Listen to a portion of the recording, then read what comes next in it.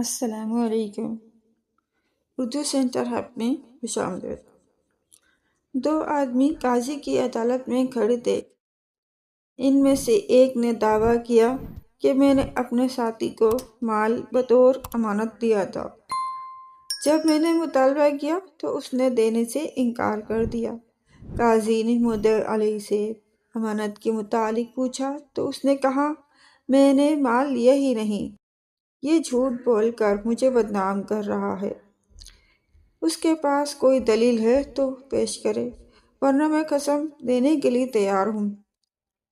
پھر قاضی نے مدعی سے پوچھا۔ اس نے کہا، یہاں سے کچھ فاصلے پر ایک درخت ہے، ہم نے پہلے اس کے سائے میں بیٹھ کر کھانا کھایا اور پھر میں نے اپنا مال اس کے سپرد کیا۔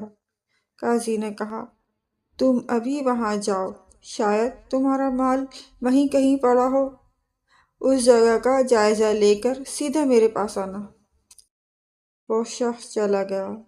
قاضی نے مدعی سے کہا کہ اپنا ساتھی کے واپسی تک میرے پاس بیٹھے رہو۔ وہ چپ سادھ کر وہاں بیٹھ گیا۔ قاضی دیگر مقدمات نمٹانے میں مصروف ہو گیا۔ مقدمات کی سماعت کے دوران بھی اسے کبھی کبھی دیکھتے رہے تاکہ اس کے چہرے کے تاثرات جانچ سکے۔ وہ شخص بالکل آرام و سکون سے بیٹھا تھا۔ قاضی سماعت کے دوران یکدم اس شخص کی طرف متوجہ ہوا اور پوچھا، آپ کا کیا خیال ہے، وہ اس جگہ پہنچ چکا ہوگا جہاں اس کا دعویٰ ہے، جہاں اس نے مال تیرے سپرد کیا تھا؟ اس نے بے خیالی میں جواب دیا، نہیں، وہ جگہ یہاں سے کافی دور ہے، ابھی وہ رستے میں جا رہا ہوگا۔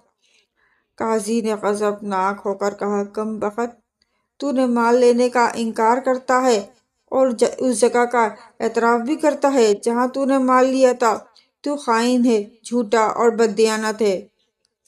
وہ اچانک یہ جملہ سن کر خوف سے کانپنے لگا۔ اس نے اپنے جرم کا اعتراف کر لیا اور امانت واپس کر دی۔ کیا آپ جانتے ہیں کہ یہ ذہانتوں کے پیکر قاضی کون تھے؟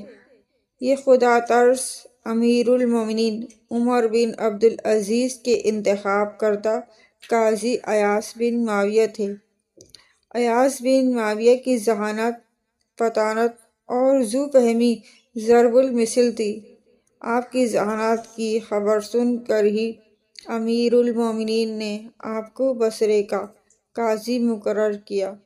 لوگ علمی اور دینی امور میں پیش آمدہ مشکلات کے حل کے لیے ان کے پاس آنے لگے۔ بعض معلومات کے لیے اور بعض مباحثے میں مد مقابل پر غالب آنے کے لیے آپ سے علمی نکتے معلوم کرتے۔ ایک کسان آپ کی خدمت میں حاضر ہوا۔ اس نے پوچھا، اے ایاس، کیا شراب حرام ہے؟ فرمایا، ہاں۔ اس نے کہا، پھل اور پانی کو آگ پر پکایا گیا ہے، اصل میں یہ دونوں حلال ہیں، پھر آگ پر پکانے سے حرام کیسے ہو گئے؟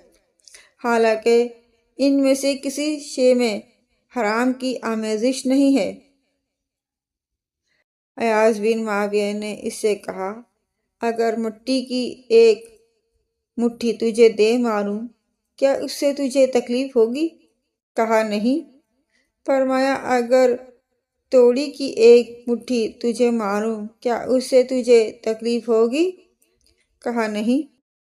فرمایا، اگر میں توڑی، مٹی اور پانی ملا کر ایک ڈھیلا بناؤں اور پھر دھوپ میں اسے خشک کر کے تجھے دے ماروں، کیا تجھے تکلیف ہوگی؟ اس نے کہا، ضرور، ہو سکتا ہے اس کے ذریعے تم مجھے قتل بھی کر دو۔ فرمایا، بس یہی مثال شراب کی ہے۔ جب اجزا کو ملا کر اسے آگ کی آنچ دی جاتی ہے تو اس میں نشہ پیدا ہو جاتا ہے، جس کی وجہ سے اسے حرام قرار دیا گیا ہے۔